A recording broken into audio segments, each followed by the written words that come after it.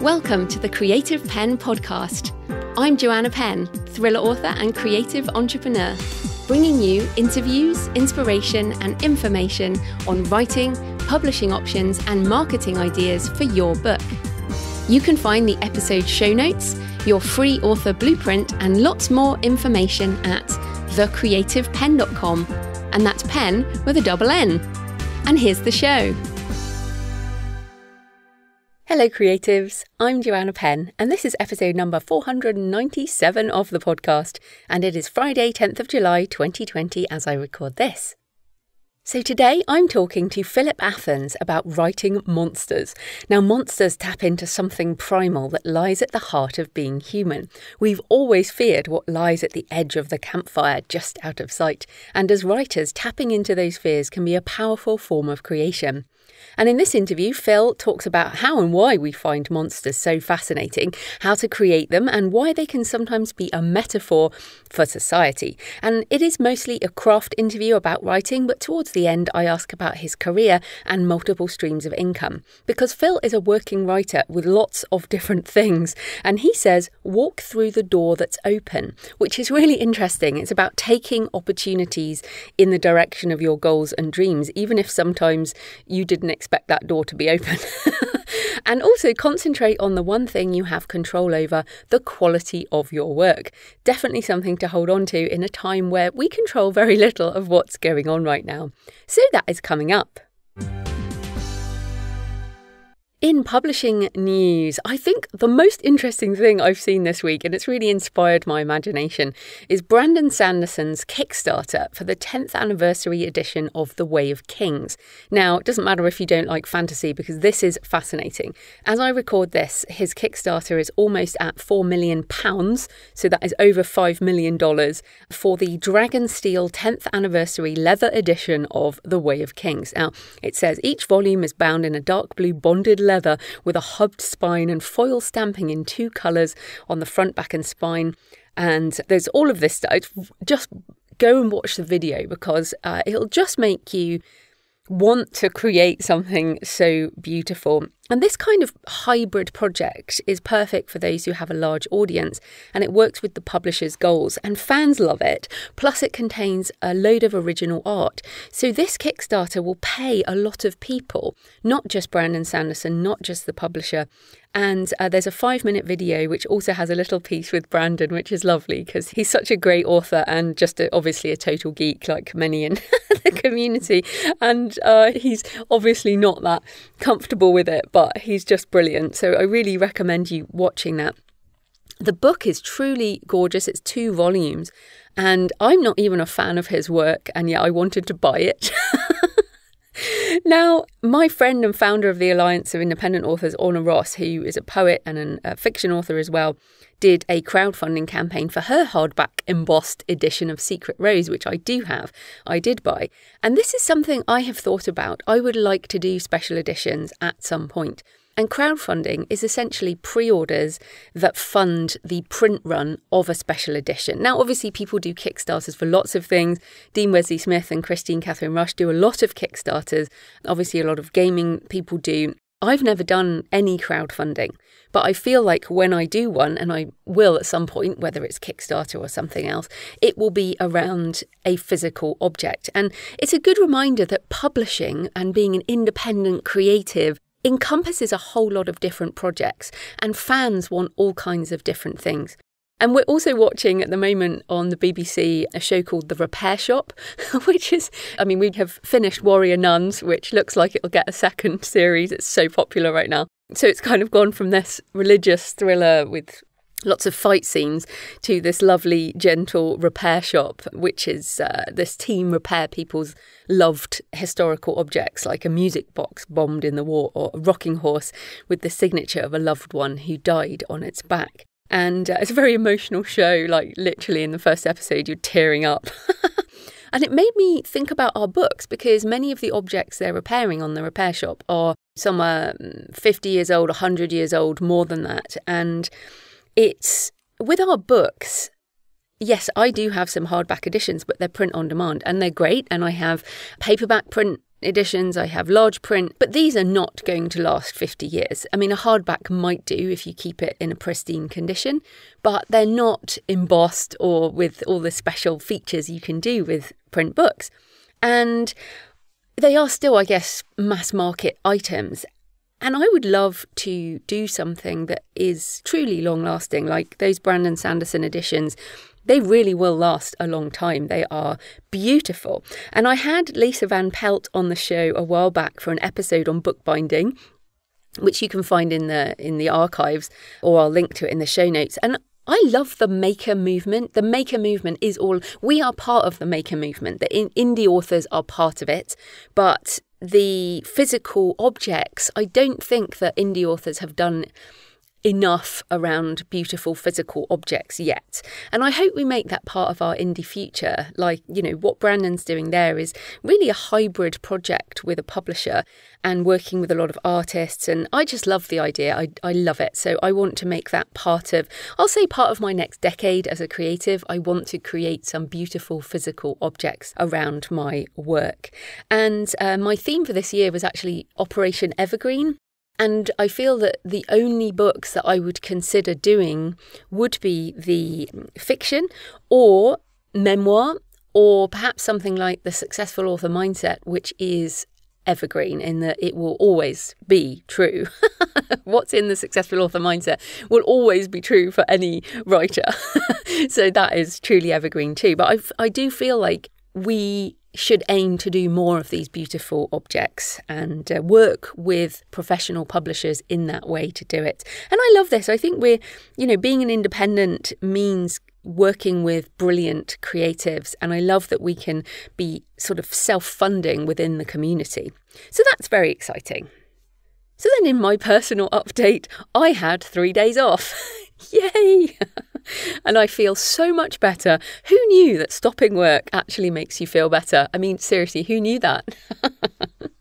And it's funny because I was thinking, and you can probably tell with my voice, I have so much more energy. And the last real days off I had were in Bilbao, when we went to Bilbao and San Sebastian in February before the pandemic. And the kind of anxiety of the early pandemic and the fear and the sort of needing to triage and shore up the business. And I have been working like crazy for 4 months, every weekend, every minute I possibly was not sleeping because of that energy driven by fear. And I feel like we can't keep living at this level of fear and exhaustion. And it's weird right now, as obviously the audience to this show, hello everybody, is global. And what's strange is, even though it's one disease and one virus, every country is at a different stage of the pandemic. And in the UK, we're starting to come out of it. But many places are still right in the middle of it or, seeing really difficult times. So, and some places, I keep pointing to Vietnam, I think, and Kerala in India. These places have done so well, like they haven't had to lock down. They've just done brilliantly and have had sort of 20 deaths. And big countries like the US and the UK have just not done as well. Just shows you, doesn't it? But the pandemic clearly isn't over. The systemic and economic changes are not over. But I want to start moving on in terms of we can start our new lives now based on the decisions we might have considered in lockdown and the lives we want to lead. I've certainly thought a lot about what I want during the sort of lockdown period, really considering what's important. And I feel like I had put those changes into the future and said, okay, when this is over, I will.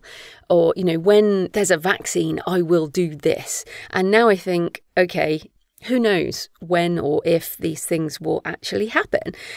I need to stop waiting for the end, in inverted commas. There may not be like, in movies, I think we've all got used to these pandemic movies where it's like, now there's a vaccine and now it's all over.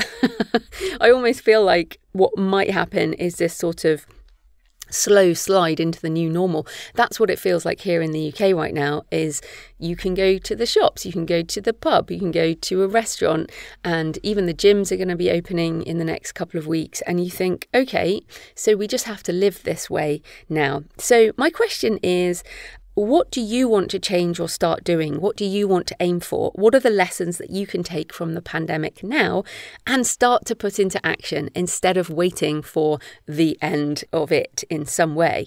Obviously, I'm not going to go off traveling right now. Those plans will wait. But what I can do is, go for bigger walks or, get back into some of the things I was doing before, but also change the things I want to change in my business and my mindset I need to get on with now. So I hope that's interesting. And don't worry, the podcast is definitely part of my life. And in fact, it's more important than ever because when I look at what I'm cutting away, I'm winding many things back. But the podcast is now my primary content marketing, but also my creative side. So, and also the way I can help people in the community. So, let's think about this in a positive sense and what can we start doing that does not mean we have to wait until the end, whatever that may be.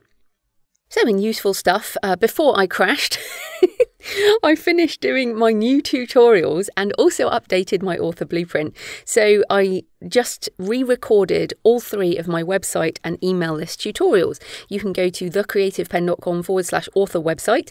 And there are detailed tutorials, step-by-step technical tutorials on setting up your author website really fast. It takes not very long at all, minutes in fact now to set up a website, but then how to spend a little bit longer installing and setting up your Author Pro theme, which is what I use at jfpenn.com. I know many of you have used my tutorial and also my affiliate links. Thank you very much. I've also got a 3rd video on how to set up your email list with Convertkit, and things have definitely moved on with Convertkit. There is now a free level for up to 1,000 subscribers, and they have great landing pages. And in fact, I am updating things based on doing the tutorials because in doing them, I learned about some of the new features.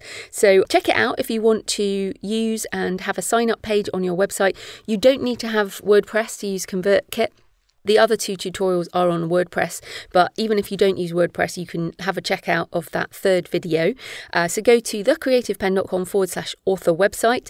Things have definitely got easier. There are better designs. It's less technical than it used to be. So hopefully you're going to find these tutorials helpful. Things have definitely got easier. And as I said, I'm actually redoing my own stuff because there's some really cool designs.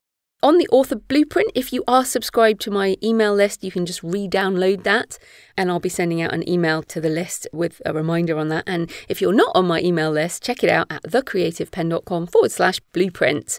It's just basically a free ebook on lots of stuff, writing, publishing, book marketing, etc. Okay, so thanks for your emails and tweets and comments this week. Clearly, Marian's interview last week on memoir resonated. I have had so many comments and tweets and emails, more than I have done for ages. In fact, it was probably up there with Michael Brent Collings's interview on depression a while back, which definitely resonated as well. And it's so interesting because many of you, in fact, Will said, this was one of those episodes where I was planning on just listening to the intro since I had no interest in writing a memoir. Now I totally want to write a memoir. Marian did a wonderful job in explaining what a memoir was versus an autobiography. I haven't read any memoirs up to this point, but now plan on checking a few out from my library, which is brilliant. And it's so funny because Will put that comment on pretty quick after the interview came out. And then I just had so many people saying the same thing, like, oh, I wasn't going to listen because I don't want to write a memoir, but then I listened and now I want to. Which is lovely. I'm definitely back much more on thinking about my own memoir project. I've got some other ideas. Marguerite said, excellent interview, lovely to discover Marian and her podcast. Great approach, accessible and intelligent, indeed. Alex said, your interview with Marian Roach Smith really struck a chord when she said you shouldn't tell people the plot of your book, rather find a universal message. Jacqueline Rowe said, this interview is fantabulous or fabulous. I have shied away from marketing my memoir and focused my business around my YA fantasy. Now my mind is thinking through new ideas of what I can do to connect with more readers. Fantastic. One more. Tricia said, that was a fantastic interview. It clarified so much about memoir writing. I've only recently stumbled onto this form of writing. I had fun writing it, but it seemed like a collection of vignettes with no plot. Readjustment in process. I'm on track now. Fantastic. Okay, so today's show is sponsored by Pro Writing Aid, writing and editing software that goes way beyond just grammar and typo checking. I put my latest novel, Map of the Impossible, through Pro Writing Aid before it went to my proofreader, and it really is brilliant. What makes it stand out is the ability to use Scrivener. So basically, I opened Map of the Impossible, the Scrivener file, in Pro Writing Aid and was able to go through the whole book. This is brilliant because it really helps things like consistency. And of course, I still used a proofreader, but getting a whole bulk of it fixed before even going is so useful. It goes into things like word overuse, sentence variation, which is something that you can't see in your own work. Some people think, well, why should I even consider writing software? But before you send a book to an editor, it's a good idea to make it the best that you can make it. Improve your passive voice, which is always an issue for writers. In fact, I've got my mum using this now. I was like, Mum, I think you should just watch this tutorial and it will really help. So my mum is writing her, sixth Penny Appleton book now. So got her using that as well. So it's not technical. My mum is not technical, and you can definitely use Pro Writing Aid. It goes into things like repeated words as well as commas, which are my own personal nemesis. You can also switch the type of English you want to use. And if you're a word nerd, they have this very cool thing called the Word Explorer, which goes way beyond a thesaurus. And basically, I find Pro Writing Aid to be the best, I think, writing help. In fact, it really is Pro Writing Aid. You can tell I haven't written this down properly. And I switched from Grammarly to using Pro Writing Aid because of the ease of use with Scrivener and the fact that it is much better for long form writing. So you can check out the free edition or get 25% off the premium edition, which is also a very good value, by using my link, prowritingaid.com/Joanna, Joanna. I've also done a tutorial, so you can go through that at thecreativepenn.com/prowritingaid tutorial. So yeah, go and check that out. Links in the show notes. So this type of corporate sponsorship pays for the hosting, transcription and editing, but my time in creating the show is sponsored by my wonderful patrons. Thanks to everyone supporting the show, especially in these crazy times. Thanks to those of you who have continued to support the show, and I completely appreciate you continuing, and also to those who've upped your pledges. Really brilliant. Thank you. Thanks to everyone who's been supporting long term. Also to new patrons this week, Ava Brenner, Mojo O, which is very cool, Emma Desi, Deaglan Ohoda, and I'm sorry, I probably mangled that, Shy, L.E. Meerman, Lee Evie, and Lucia Jacobs. Thank you so much, everyone. I really appreciate your support on Patreon. It demonstrates you enjoy the show and want it to continue as we head towards 500 episodes. You can support the show for just a couple of dollars a month, and you will get the backlist Q&A audio, and you can ask questions, and you can be part of the Patreon crew. And you can support the show at patreon.com, patreon.com/thecreativepenn, and I will probably do the next Q&A this week. So come and support the show. And also you get percentage off, you get 10% off my courses. So that is hopefully useful as well. Right, let's get into the interview. Philip Athans is the New York Times bestselling author of Annihilation and a dozen other books, including The Guide to Writing Fantasy and Science Fiction. He's also an editor, professional speaker, and writing coach. And today we're talking about writing monsters, how to craft believably terrifying creatures to enhance your horror, fantasy, and science fiction. Welcome, Phil. Thank you for having me. It's great to be here. Oh, I'm so excited about this. I bought the book ages ago and then I read it quite recently and I was like, oh my goodness, I really want to talk to you. Because I feel like there are some of us who get excited about monsters and everyone else has now turned off the show anyway, so we can just get into it. So let's start with a definition. What is a monster anyway? And what are the characteristics that are most important? For me, and this was really what writing monsters is mostly about, is monsters as a supernatural force. So this isn't really a book about the serial killer that everyone sort of thinks of as a monster, or someone like Hitler was a monster, things like that. For me, that using that term to apply to a person is kind of a way to dehumanize evil and say that these are somehow not humans anymore, somebody who can do these terrible things. It's a way for the rest of us to sort of push away and say, That's not in me. I don't have that in me. Mm. And hopefully I don't believe that I have an inner Hitler. I'm very happy to report that. I think most people really don't go anywhere near to that territory. But at the same time, he wasn't a monster created in some sort of other dimension or something like that. He was a person who did terrible things. So for writing monsters, this was really about 4 horror authors, supernatural horror authors, fantasy authors, science fiction, etc., where this monster is this living thing. And you can't see me do air quotes around living. So is it some kind of mechanical creature, something like that, that we're afraid of, but we don't understand it? So I think if you looked at just a photograph of a great white shark, it's the scariest monster I can even think of. So it's just absolutely terrible. But we know what sharks are. There are books written about them. We've seen the Discovery Channel does a whole week of shark documentaries every year. So we understand it as an animal. But I think if you had never seen one, never heard of it, that would be a monster. A very dangerous thing, and I don't know what that is. Right, so it's scary and we don't know how to connect with it in that we would do with another person. So do you think the fear is an important aspect? Because of course there's the classic, is it Pixar, the Monsters, Inc.? Mm-hmm. I mean, those Right. are technically monsters, but they're not scary. So they kind of created in the same way.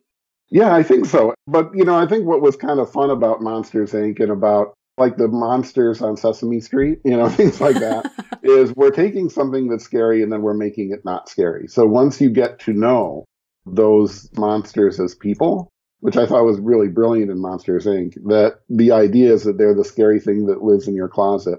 But they're actually just regular guys who are going to work, and that's sort of a thing that they do. They work for, of course, the evil energy company, which is pretty easy to imagine.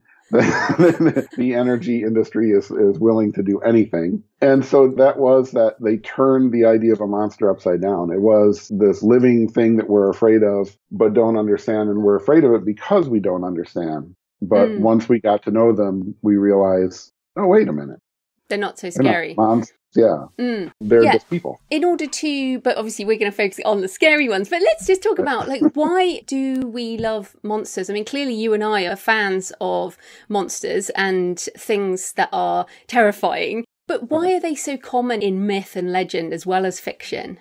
I wrote about this a lot in writing monsters and in other places. I think that for me, it kind of goes back or puts us back in touch, monsters do, with the predator-prey relationship, which we've really, as humans, have exited that.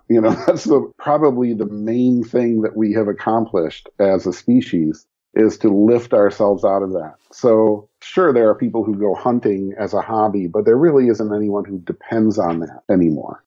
Since really the invention of agriculture and with the bow and arrow, the ability to kill at a distance, we've stopped being, I don't know about you, I'm in quarantine here, for the COVID virus.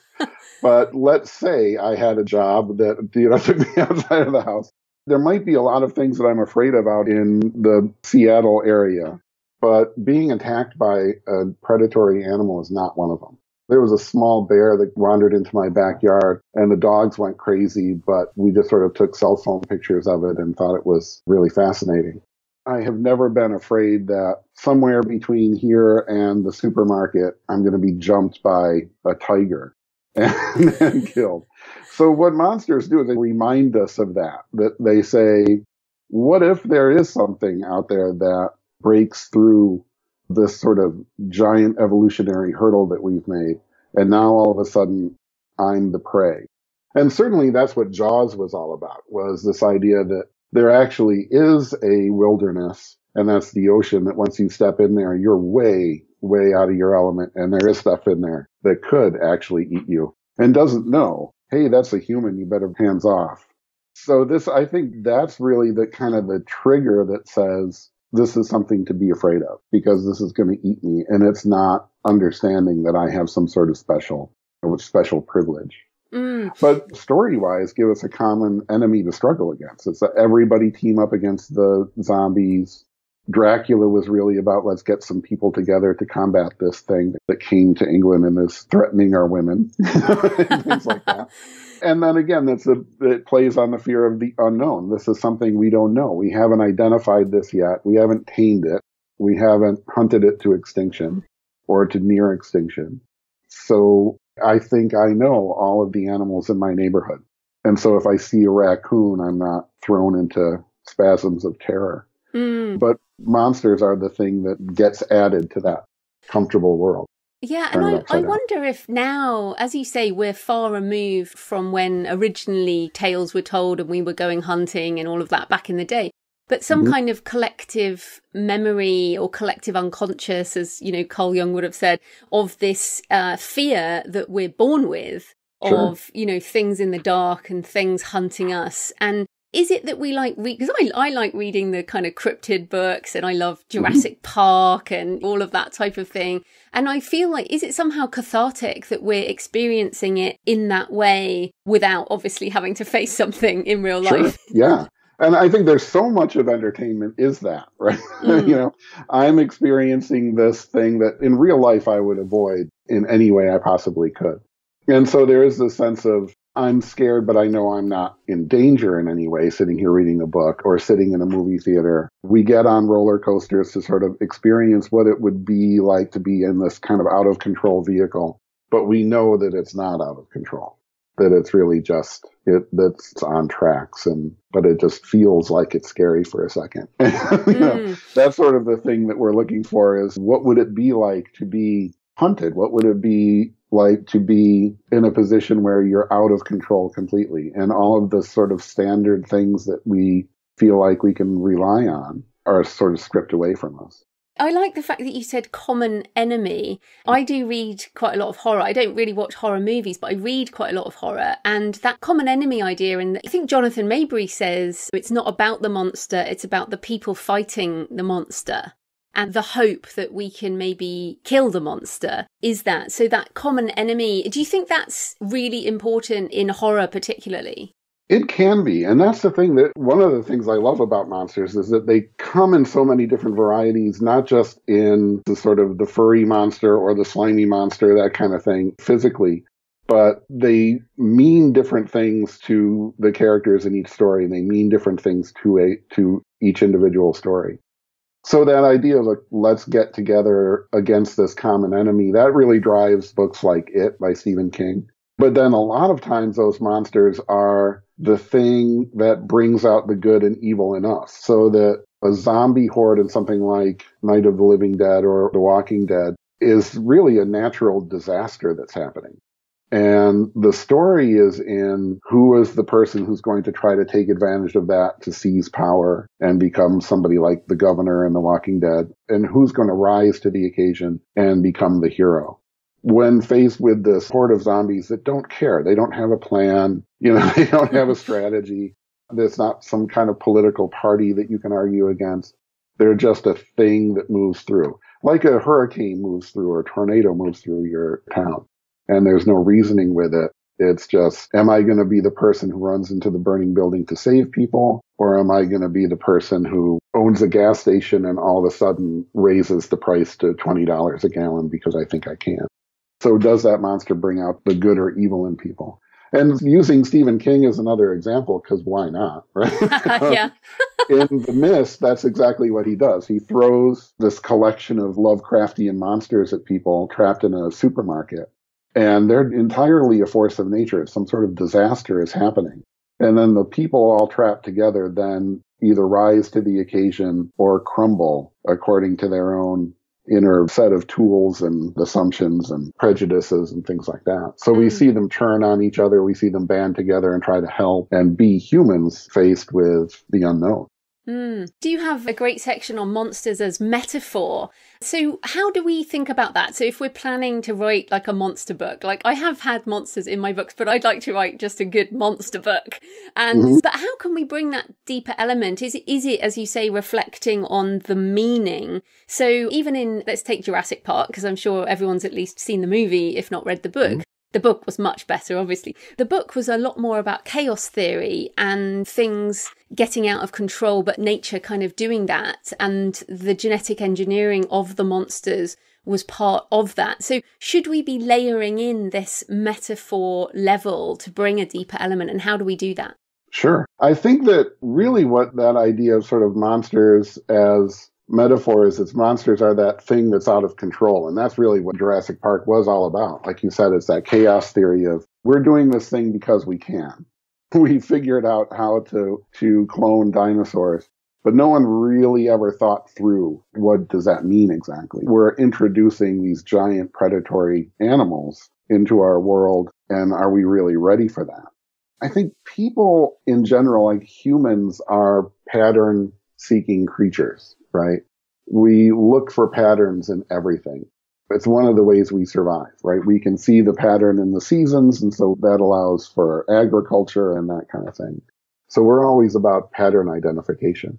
And when a monster is then thrown into that, this force of chaos, that pattern is interrupted. So our daily lives are interrupted, or the scientists who think, well, we'll do this, and then we'll put these genes together, and we'll make this creature, and then we'll put it in a cage. Awesome, that'll be great. And then that animal then has its own set of patterns that come into conflict with those people. So sometimes monsters can be so obviously a metaphor for something. My favorite metaphorical monster has got to be Godzilla, which if you've seen the original Japanese Godzilla, the very first one, and not the one that was edited in America and had an American actor stuck in there and that really trimmed out a lot of the political stuff. Godzilla was definitely, we sort of went on this little adventure, and in that case it was doing atomic testing, and we roused this thing, this mindless, primitive, barbarian thing, then just came and literally crushed everything and just destroyed everything and blasted us with atomic fire breath. And I think it's when you sort of sit back and see that as a Japanese movie from the mid-50s, less than, in some cases, I think it was, I want to say it was like 1954, so less than 10 years after the end of World War II. Mm. It's pretty clear what Godzilla represents, right? It's the thing that we poked this thing and it just destroyed everything. It just literally walked through and burned everything down. At the moment, I mean, as you say, we're recording this during lockdown, and I feel like obviously Trump calls it the invisible killer, and we're all in our homes sheltering from something we can't even see. And I wonder what will come out of this. I mean, it's almost on the nose to write a pandemic thriller, right? But we'll come out of it as a monster. In fact, there are invisible monsters and stuff like that. But a case of kind of taking a theme or taking the idea of that we want to write about and then creating something that might represent that in a type of monster. Right. Yeah, and I think that that's really what zombies are in particular. It's a plague. It's the thing that essentially is an invisible force behind there, that this thing bites me and I'm infected in some way. And everyone who's bitten by a zombie is infected by that. Vampires tend to be the thing that sucks your blood and infects you with this, whatever it is, turns you into a vampire or turns you into a slave, a sort of undead slave. I think that there has been this sense of the plague monster for really ever. Certainly going back to the Black Plague in that time, and this idea that evil is sort of passed from person to person, and that there can be this invisible force that we don't even understand that transforms us into monsters and then kills us. So I think well before the coronavirus, this has been part of horror literature, at least, and fantasy and science fiction as well. What if, right? Michael Crichton, who also wrote Jurassic Park, wrote one of his first novels, I think it was his first novel, was The Andromeda Strain, which imagined a virus from space coming down on a satellite. And the scientists trying to figure out what this thing even was and prevent it from spreading all over the world. So that, I think the idea of an out-of-control pandemic has been in that consciousness for a really long time. Yeah, absolutely. So when we're constructing our monsters, what are the important things that we need to decide upon in order to construct the rules of the world? Mm-hmm. Starting out with everything, and this is what I sort of harp on with authors all the time, right, is why is this in the story in the first place? I work with a lot of authors who are at varying stages of their careers and experience levels, and most of the first-time authors or people who are sort of starting to get into it tend to want to throw stuff in. we're just going to put in as many elements as we possibly can. So for me, the really question is, why is the monster in the story in the first place? If it's just there because you think monsters are fun, well, so do I. I think you could maybe sell that to me, but most people are going to wonder why all of a sudden there's a monster. So how does the monster actually move the story forward? Is it an obstacle to be overcome? Does it demand something of the characters? Does it say, this is your opportunity? You're being forced into a position of either standing up to be the hero or laying down to be the villain or the victim. Does it play on our fears of what exactly? Is it the predator-prey relationship that I think everyone is every animal certainly is built in, has this built-in fight or flight response and has a sense of, what is that thing? Is it going to bite me? Is it going to eat me? Is it going to poison me? Right? And so does it just play on that? Or in some cases, like H.P. Lovecraft, for instance, is still being read today because he wrote stories where the monster was not something that you could beat. You couldn't find the weakness in it and then figure out, oh, it's a silver bullet. Now we've got that sorted. And that played on our fear of, hey, maybe we're not the masters of the universe. Maybe we don't have this thing all locked out. Maybe we are on this tiny little rock in this giant infinity, and out there are things that are just so beyond us that we have to only hope that they don't notice us. Yeah, and so, keep quiet. Right. And so a lot of it is sort of looking back at history and where was the culture at that time. And the monster will start to inform or be what is really informed by that time. So 100 years ago, Lovecraft was in a world that was becoming aware of astronomy and cosmology in a way that 100 years before that they didn't necessarily have a grasp on. And it sounded pretty scary. It was pretty rough. He was starting to understand that maybe we really are just kind of hanging out there and there could be anything out there on the horizon. And being a bit of a kind of a xenophobe in general, I think that really worked at his fears of maybe we're not in charge. Maybe I'm not the guy who can control the world around me. So what is it, right? What do you want people to be afraid of, essentially? Do you want people to be afraid of something like the pandemic that has some people clearly behaving badly and some people clearly trying to do the right thing, and most of us sort of caught in between trying to figure out our place in this? But then beyond that, what the monster can do and what it can't do, what its weaknesses are, especially for a story that hinges on this is a problem we have to solve. And I did write about that a little bit in Writing Monsters, that there are some stories, a lot of monster stories, in fact, that sort of begin as a horror story. And I think Jaws is a great example of this. For about half of the movie, we don't see the shark. We see the results of the shark. We see the people being pulled underwater. It pulls the dock away from the beach and so on. And we know that something terrifying is under there. And then once they identify what this is, and they find the fishermen and they all get on the boat and they go off to actually kill the shark, the whole movie changes. And this is a great testament to Spielberg as a filmmaker, right? The music changes from that ominous pulsing to this sort of triumphant kind of almost bugles and sea shanties and stuff. And it stops being a horror movie and it becomes a maritime adventure story. So is that what you're going for, right? The monster is terrifying until we realize, aha, this is what we do. And then it turns into an adventure story. To some degree, the movie Alien, right, is a horror story with a monster that is flipping that predator-prey relationship. So now something that we can't kill is hunting us. It's taking away our natural weaponry. We can't just shoot it or its blood will destroy our ship and we'll all die, things like that. Then Aliens, the sequel, is the second half of Jaws. It's like, okay, now we know what this thing is, what it can and can't do. Let's go kill it. And of course, complicated by the fact that there's now 500 of them or something. Right? Yeah. So I think that sort of two movies that put together is sort of equals Jaws, right? The monster is now identified. What do we do? They're not less scary necessarily. The fact that there's lots more of them make them scary. Actually, I really like that because you've definitely shown different things there in terms of, is the monster something we already know how to kill and now we just have to go kill it? I even think like Wilbur Smith, for example, those are action adventure books, but he often has wild lions and things come and kill people. So you know what the monster is. But what you're saying is also there's these monsters where we don't even know. And the Lovecraft stuff is interesting because you've given a number of examples there. So you say Lovecraft, people think tentacles, right? They think Cthulhu.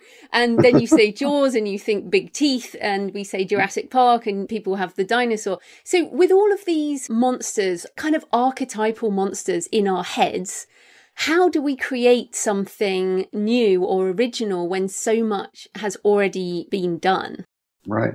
Well, first of all of those things that have been done, or we'll say most of those things, I tend to have kind of a zombie aversion, at least now. I think, okay, like I get it. But that's a kind of an interesting example of one work, right? The movie Night of the Living Dead then created an archetype. That's a relatively new concept, I think. But for things like whether it's a vampire or a werewolf or a dragon, something like that, those are all free for everybody to just grab from mythology and legend and fairy tales and so on. But one of the things I talked about in the book and elsewhere is this idea of thinking of it as a recording studio mixing board. So that if you have a werewolf story that you want to tell, now that the challenge for each individual author is to make that my werewolf, right? Which is different from your werewolf, which is going to be different from Stephen King's werewolf and so on. So everybody has a sense of what this thing is, what it can and can't do, how to kill it and so on. So start changing that, mix that up a little bit and just sort of do your best to make it your own. And even then, I think humans, we're just natural monster making machines. It's something that's really in our DNA. It's kind of it goes to our survival instinct that we can't just be a good predator. We have to be the only predator. When we move into an area, we make it our own. And we really don't allow for hunting. In that, no hunting allowed in my suburban neighborhood. So when people see coyotes, it becomes a problem. Not because I'm worried that a coyote is going to attack me, but I have small dogs, right? Like, get out here, coyotes. And I think it's something that is sort of ingrained in us because I think it's better from a survival standpoint to imagine that a monster, if there's something moving in the darkness you can't see and you hear something moving around, it's better to imagine that that's a monster and be ready to defend yourself than assume it's a squirrel and be taken by surprise by a leopard. Oh, yeah. Well, that brings us to something else, which is the unseen monster. And you mentioned Stephen King's It, and obviously for anyone who hasn't read it, we're no spoilers, but we don't see the actual thing until near the end. And I always found that it wasn't as scary as what I had imagined. And perhaps is that a truism as well, that if you reveal it too soon, it's not as scary? I guess we've seen it in action. And like we have with Jaws, for example, you see the body parts, you don't see the monster. So would that be a tip for writing? I mean, keep it hidden, or when do we reveal it? Absolutely. And that's a big part of the book, actually, is that idea of staging the reveal of the thing. So if it's just right away, it jumps out and you've described it in extreme detail, and characters quickly or immediately figure out, and I've seen this a lot in fantasy, in particular in science fiction, where the characters instantly identify what it is, as though they're walking around with the monster manual and they go, then that's a very different sort of story. Now that is essentially, we've been attacked by a leopard or we've been attacked by a shark. Now we know what to do. And that can still be an entertaining story. It can still be a great adventure story. But it really stops being a monster right away. So staging this thing in like they did in Jaws, which of course was a great happy accident that the mechanical shark didn't work and they didn't have it available for most of the filming of the movie. So he had to figure out how to not show the shark. And it ended up being a great accident that made that movie a million times better. So the less you show, the better, right? And just show it the effect of the thing. What is it actually doing? And you want to stage it a little bit at a time. And you definitely see that in all of the most effective horror movies in particular. Like, you only see sort of little bits of things and it actually ramps up. It's the face hugger and then it's the little thing that they think they're looking for. It's about the size of the cat. And then it's this big thing that's moving around in the air ducts and they can only see it in little snatches and don't really understand what it's doing and things like that. So exactly how you stage that monster in Really, it depends on the story that you're telling. Is it just an adventure about let's fight some monsters? Then great, right? That's the Dungeons and Dragons approach, right? Yeah. It's about the fight and it's about the number of monsters that you throw in there. And again, I'm in on that. That's great. But if the story depends on the one monster continuing to be scary throughout, then you want to put it in teaspoonfuls as you go. Fantastic. So we're going to change direction, but the book is Writing Monsters. So for everyone listening, I think it is brilliant. I've got it here on my desk. It's got lots of pages turned on it. And I'm like, oh yeah, that's great. That's great. I want to write tons of monster books. But I did want to ask you, I didn't ask about you and how you got into writing, but I wonder if you'd tell us a bit more about your ecosystem, because many people listening want to make a living with their writing. So tell us, what is your career? Because you do so many things, right? Yeah. What does your career look like right now? And what are your multiple streams of income? Right now, it seems like a little bit of everything. So I guess we can kind of work our way backward. But right now, I'm freelance editor and writing coach. And I work with individual clients. And again, through a huge range of experience levels, right? From people who are literally just starting out to veteran authors who've been doing it for a long time.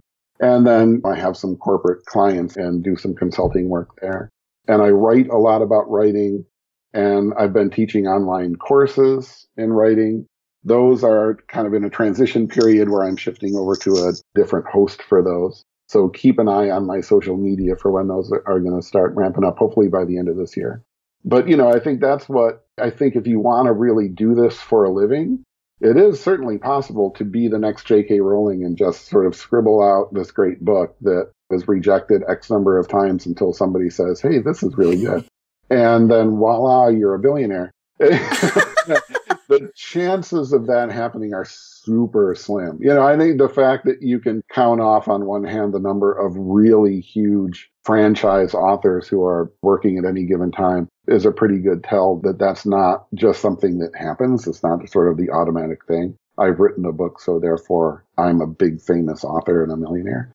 What I try to advise people as much as I can is think of yourself as a content provider. If you're a storyteller first, then yes, definitely be writing that novel, but also be writing short stories and write anything you want to and anything you can and get it out there in any way possible. So I think we all have to have a day job, but if you do have to have a day job, can your day job be like my day job, which was an editor? So that I'm basically doing what I do at work and at home and everywhere.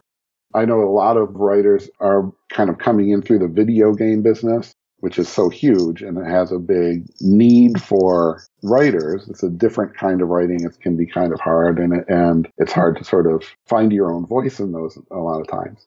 I think it's a great way to make a living while you're also writing that great American novel. And that's what I have been doing at least for the last 10 years since I left Wizards of the Coast, was just what might interest me. So I do ghostwriting. There are books out there that you would never know. I'm contractually obligated not to tell you that I had anything to do with. And I think that's great.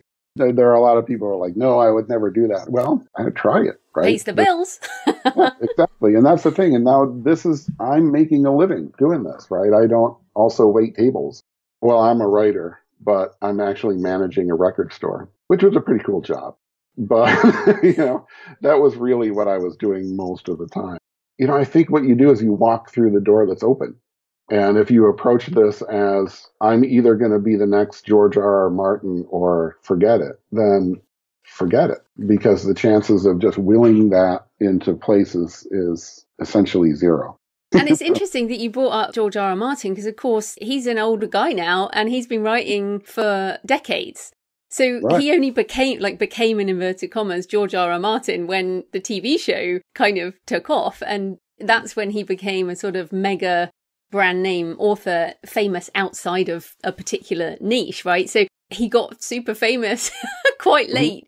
But I love your business model. I'm very similar. I have lots and lots of things. But you mentioned Wizards of the Coast from your website, Athans and Associates. You also have worked with Dungeons and Dragons and Pixar. And I'm like, these are some awesome companies around licensing. And licensing, like you mentioned, gaming, sort of licensing intellectual property seems to be one of the ways in which we can move into bigger than just, say, self-publishing an ebook on Amazon, which is where many people start. But any thoughts on this sort of positioning IP for licensing, thinking much bigger? It can be really, really difficult as well, because absolutely this is true that everyone wants to see their fantasy novel or their fantasy series become the next Game of Thrones. Why wouldn't you? You want your science fiction series to be The Expanse. That's definitely less impossible now than it was 10 or 15 years ago or so, because there's so much content being created. And I think that's very exciting times for everybody. There are opportunities now with all the sort of TV streaming and things like that that didn't exist in the rarefied Hollywood atmosphere of 20 years ago. But still, it's such a distant possibility. Really, the best thing to do for any author is just concentrate only on the one thing that you have any control over whatsoever. And that's the quality of your work. You know, none of us have any control over the coronavirus and what that may or may not be doing to the publishing business, what the publishing business is going to look like after this. We certainly don't have any control over the global economy, things like that.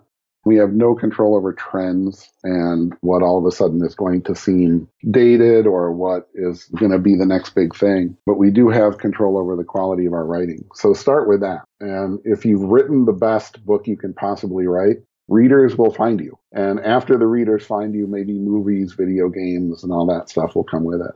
Mm.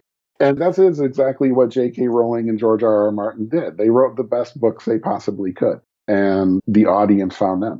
They also wrote really, really long fantasy series. So that might be another tip.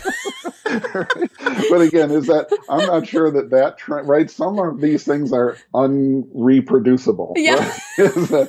And J.K. Rowling had some really interesting timing issues at the beginning of the internet where kids were talking to each other in ways that they weren't able to before. It was possible to build buzz in ways that didn't exist in literally 6 months before that. And then George R.R. Martin was plucked out of, hey, it's actually possible to make dragons that look convincing. It's actually possible with digital effects to do this and make a TV series that looks like this, where so much science fiction and fantasy in particular had always sat on the shelf because how could we possibly realize this? How could we possibly make this into a movie? I just don't know how to make these special effects. No, exciting times for those of us writing monsters. So, Phil, that was great. Yeah. We're out of time. So where can people find you and everything you do online? Well, follow me on Twitter. That's at Phil Athans, and that's PhilaThans. My blog is Fantasy Author's Handbook. That's updated every Tuesday. It's fantasyhandbook.wordpress.com. And then if you want to find me for editing, coaching, any of that good stuff, it's AthansAssociates.com. Again, ATHANS. Brilliant. Well, thanks so much for your time, Phil. That was great. Thanks for having me. So I hope you found the interview with Philip interesting and fun. You can tell we had a good time because we were laughing so much. And I certainly want to write some more monster books. I have an idea for a short story I want to get to.